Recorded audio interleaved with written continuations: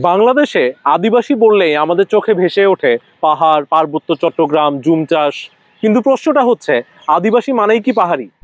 না, আদিবাসী মানেই পাহাড়ি না। আদিবাসী কোনো ভৌগোলিক শব্দ না, এটা একটা পরিচয়। আদিবাসী বলতে এমন জনগোষ্ঠীকে বোঝায় যাদের নিজস্ব ভাষা, সংস্কৃতি ও সামাজিক কাঠামো আছে এবং যারা ঐতিহাসিকভাবে ক্ষমতা থেকে বঞ্চিত। তাহলে পাহাড়ের সাথে এই ধারণাটা এত জোরালোভাবে যুক্ত হলো কিভাবে?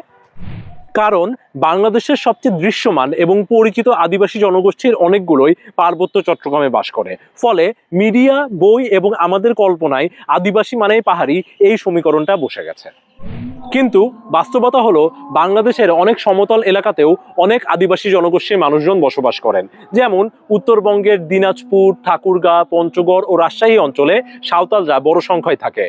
ময়মনসিংহ, জামালপুর, নেত্রকোনা ও সিলেটে হাজং ও খাসি জনগোষ্ঠীর মানুষজন দেখা যায়। আবার গারোরা সাধারণত নেত্রকোনা ও মৌলভীবাজারের সীমান্তবর্তী এলাকা ও ময়মনসিংহ অঞ্চলে বসবাস করেন। এছাড়াও বাংলাদেশের আরো অনেক অঞ্চলে ছড়িয়ে ছিটিয়ে অনেক সমতলের আদিবাসী বসবাস করেন। এই সমতলের আদিবাসীরা পাহাড়ে বসবাস না করেও নিজেদের ভাষা, সংস্কৃতি, সামাজিক কাঠামো এবং ঐতিহাসিক পরিচয় বজায় রেখেছে, যা তাদের আদিবাসী সত্তাকে নিশ্চিত করে।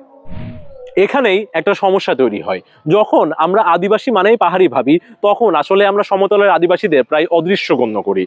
তাদের সমস্যা, তাদের অধিকার, এমনকি তাদের অস্তিত্বও আলোচনার বাইরে থেকে যায়।